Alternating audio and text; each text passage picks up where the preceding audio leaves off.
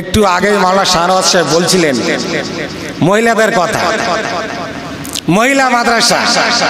এখন এই শিক্ষাটা আমরা মহিলাদের দিয়ে থাকি আমাদের প্রয়োজনের পরিপ্রেক্ষিতে, কিন্তু শরিয়াত যে লাগাম দিয়েছে সেই লাগামের ভিতরে, গণ্ডির ভিতরে আমাদের দ্বারা সম্ভব হচ্ছে না বলে আমরা একটা মাদ্রাসা, একটা প্রতিষ্ঠান তৈরি করে একেবারে পরিপূর্ণ গোপনীয়তা অবলম্বন করে তাদেরকে আমরা শিক্ষা দিচ্ছি। কিন্তু আজকে সেই শিক্ষাটাকে এমন ভাবে মানুষের সম্মুখে তারা পেশ করছে, মনে হচ্ছে যেন এইভাবে মহিলাদেরকে শিক্ষা দেওয়া, মহিলাদেরকে স্টেজে তুলে মানুষের সম্মুখে বক্তৃতা দেওয়ানো, বালেগা মহিলাদেরকে মানুষের সম্মুখে রাস্তায় দাঁড় করিয়ে দেওয়া, তাদের দিয়ে অভ্যর্থনা জানানো, সব শরিয়াতের বৈধ কাজ এবং সওয়াবের কাজ। নাউজুবিল্লাহ। এমন ভাবে মানুষের সম্মুখে পেশ করছে, দেখো আমরা সওয়াবের কাজ করছি। এটা আমাদের ফুরুইয়ে মতবিরোধ নয়, এটা আমাদের উসুলি মতবিরোধ, শরিয়াতের মূল জায়গায় আঘাত করছে। আমরা চুপ করে সহ্য করতে পারি না। আজকের আমরা এখানে একত্রিত হয়েছি, আমি যেটা উপলব্ধি করলাম যে আমাদের এই বসিরহাট অঞ্চলে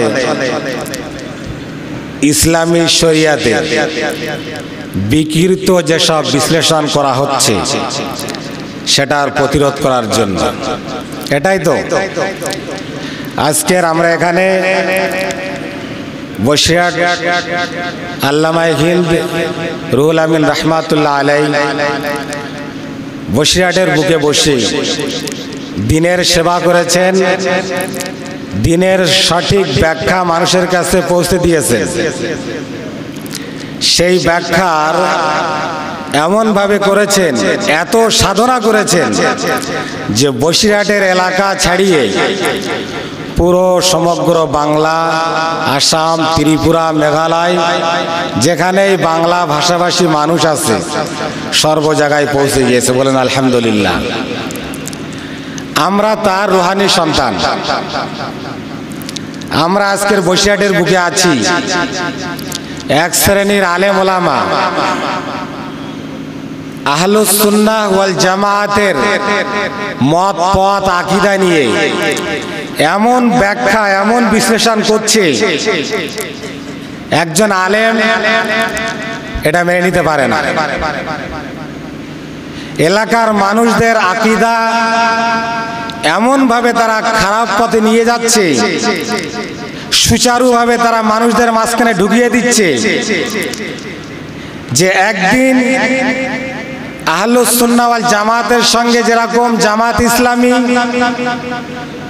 আহলে হাদিস, কাদিয়ানি, এই সমস্ত ইসলাম বিরোধী দলের সঙ্গে লড়াই করতে হয়েছে, ঠিক তদ্রূপ ভাবে আমাদেরকেও আমাদের মধ্যে থেকে কিছু মানুষের জন্য লড়াই করতে হবে। আল্লাহ রসুলের যুগ থেকে নিয়ে এই পর্যন্ত অনেক দল, মত, পথ সব এসেছে। সেই সমস্ত দল এবং মতপথের ভিতরে দুই প্রকারের বিরোধ ছিল।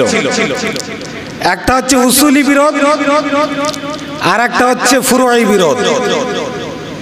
ওলামারা যখন দেখেছেন যে ফুরুই বিরোধ, সেখানে কিন্তু কোনো কথাবার্তা বলেননি, সেইগুলো নজরান্দাজ করেছেন এবং নিজের কাজ নিজে করে গিয়েছেন।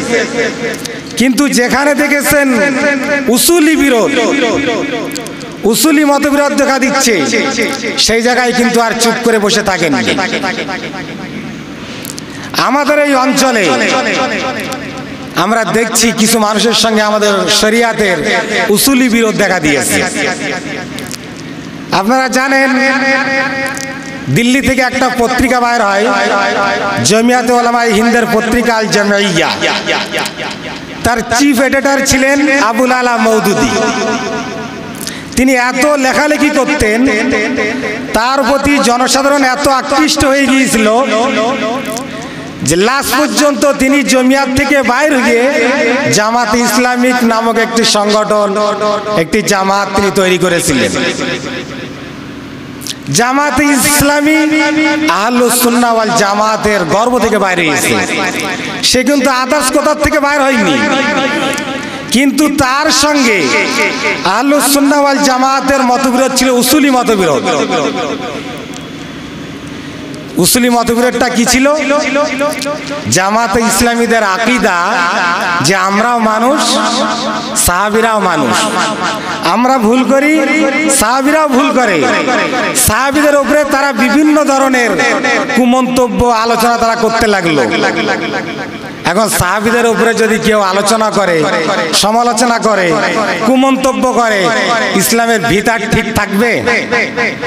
কোনোদিন ঠিক থাকবে না। এটা ছিল উসুলি বিরোধ, যার কারণে আহলুস সুন্নাহ ওয়াল জামাতের আলেম ওলামারা তাদের বিরুদ্ধে লড়াই করেছিলেন। আমাদের এই যুগে, আমাদের এই সময়ে, আমাদের এলাকার কিছু আলেম, কিছু ওলামারা তারাও ঠিক তদ্রূপ সাহাবীদের উপরে কথাবার্তা বলছেন। সাহাবীদের কাজকর্ম নিয়ে এমন ভাবে তারা বক্তৃতা দিচ্ছেন, সমালোচনা করছেন, এমন কটু শব্দ ব্যবহার করছেন যেটা একটা আলেম কখনো মেনে নিতে পারে না। শরিয়াতের হাজারো উদাহরণ এরকম দেওয়া যাবে যে তারা শরিয়াতের মধ্যপন্থা রাস্তাটাকে হটে এত রঞ্জিত করছে, এত চরম ভাবে তারা মানুষের সম্মুখে তুলে ধরছে, যেগুলো শরিয়াত কখনো বরদাস্ত করে না। একটু আগে মাওলানা শাহনওয়াজ সাহেব বলছিলেন মহিলাদের কথা, মহিলা মাদ্রাসা। এখন এই শিক্ষাটা আমরা মহিলাদের দিয়ে থাকি আমাদের প্রয়োজনের পরিপ্রেক্ষিতে, কিন্তু শরিয়াত যে লাগাম দিয়েছে সেই লাগামের ভিতরে, গণ্ডির ভিতরে আমাদের দ্বারা সম্ভব হচ্ছে না বলে আমরা একটা মাদ্রাসা, একটা প্রতিষ্ঠান তৈরি করে একেবারে পরিপূর্ণ গোপনীয়তা অবলম্বন করে তাদেরকে আমরা শিক্ষা দিচ্ছি। কিন্তু আজকে সেই শিক্ষাটাকে এমন ভাবে মানুষের সম্মুখে তারা পেশ করছে, মনে হচ্ছে যেন এইভাবে মহিলাদেরকে শিক্ষা দেওয়া, মহিলাদেরকে স্টেজে তুলে মানুষের সম্মুখে বক্তৃতা দেওয়ানো, বালেগা মহিলাদেরকে মানুষের সম্মুখে রাস্তায় দাঁড় করিয়ে দেওয়া, তাদের দিয়ে অভ্যর্থনা জানানো, সব শরিয়াতের বৈধ কাজ এবং সওয়াবের কাজ। নাউজুবিল্লাহ। এমন ভাবে মানুষের সম্মুখে পেশ করছে, দেখো আমরা সওয়াবের কাজ করছি। এটা আমাদের ফুরুইয়ে মতবিরোধ নয়, এটা আমাদের উসুলি মতবিরোধ, শরিয়াতের মূল জায়গায় আঘাত করছে। আমরা চুপ করে সহ্য করতে পারি না। হযরত আয়েশা সিদ্দিকা রাদিয়াল্লাহু তাআলা আনহা বলছেন, আল্লাহর রাসূল দুনিয়া থেকে বিদায় নিয়েছেন। এখন যদি আল্লাহর রাসূল বেঁচে থাকতেন, মহিলাদেরকে আর মসজিদে আসতে দিতেন না। অন্ধকারে আল্লাহর রাসূলের যুগে কিছু মহিলা নামাজ পড়তে আসতেন, তাদের উপরে ভিত্তি করে হযরত আয়েশা বলছেন যে ওই সমস্ত মহিলাদেরকে আর মসজিদে আসতে দিতেন না। বনি ইসরাইলের মহিলাদেরকে নিষেধ করা হয়েছিল। মসজিদ আল্লাহর ঘর, সেখানে চরম গোপনীয়তা অবলম্বন করা হচ্ছে নামাজ পড়ার জন্য। আর মাদ্রাসা, সেখানে কোনো গোপনীয়তা নেই, কোনো গোপনীয়তা নেই। তারা এমন ভাবে স্টেজে মহিলাদেরকে তুলছে যেন মনে হচ্ছে একটা ফ্যাশন শো চলছে। আশ্চর্য ধরনের ব্যাপার। সাহাবীদের সম্পর্কে বলছে, সাহাবীরা মাল ঘোরাতে গিয়েছে, আল্লাহ রাসূলের যুগটা নগণ্য যুগ, খারাপ যুগ। এই সমস্ত কথাবার্তা যারা সাহাবীদেরকে ছোট করে মানুষের সম্মুখে পেশ করছে, শরিয়াত নিয়ে মানুষের সম্মুখে এমন ভাবে উপস্থাপন করছে যে ওদের কাছটাই শরিয়াত, আর মানুষ যা করছে সব ভুল করছে। স্টেজে বক্তাদেরকে ছোট করার জন্য, মানুষদেরকে ছোট করার জন্য এমন চিল্লে চিল্লে বক্তৃতা করছে, আমার তো দেখলে মনে হয় যে এ দাবি করছে আমি সবথেকে বড় জ্ঞানী। আশ্চর্য ধরনের ব্যাপার। শরিয়াতে ওই রকম ভাবে কথা বলার কে অনুমতি দিয়েছে? স্টেজে চেল্লানোর অনুমতি কে দিয়েছে? আল্লাহ রসুলের স্টেজটাকে তোমরা একেবারে খারাপ পর্যায়ে নিয়ে যাচ্ছ। নমনীয় স্টেজটাকে একেবারে কঠিন ভাবে মানুষের সম্মুখে পেশ করছো। এসব কোথায় পেয়েছো? শরিয়াত ভুল ভাবে তোমরা ব্যাখ্যা করবে, মানুষের সম্মুখে উপস্থাপন করবে, আর আমরা সেটা মেনে নেব। এটা কোশ্চিন কালেও হবে না। হবে? আপনি কি বলছেন জোরে বলুন। একটা আলেম চুপ করে বসে থাকলে হবে না, আমাদের একতাবদ্ধ হয়ে লড়াই করতে হবে। একজন বক্তা স্টেজে বসে আমাদের বসিরহাট আমিনিয়া মাদ্রাসার প্রাক্তন হেড মাওলানা আবু বকর সাহেবকে বলছেন, মৌলভী আবু বকর। আমার যে এত খারাপ লেগেছে আমি বলে শেষ করতে পারবো না। কি পরিমাণে খারাপ লেগেছে যে ওই ব্যক্তিকে মাওলানা আবু বকর সাহেবের সমতুল্য হবে,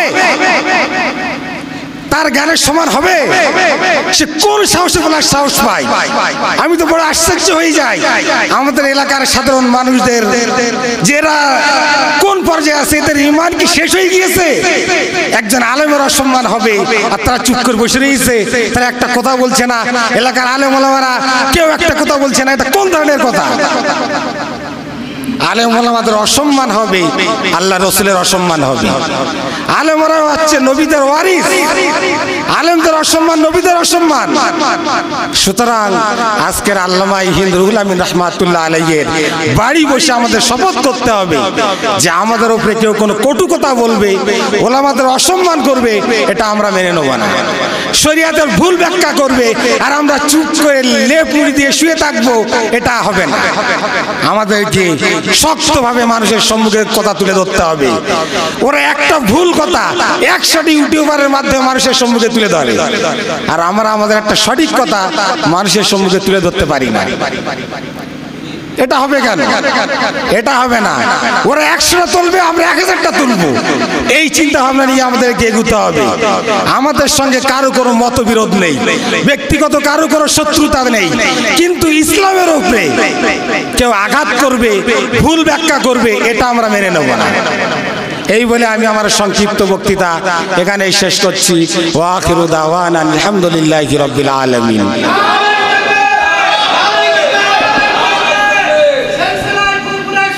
জিন্দাবাদ, জিন্দাবাদ। এতক্ষণ পর্যন্ত আমরা শুনছিলাম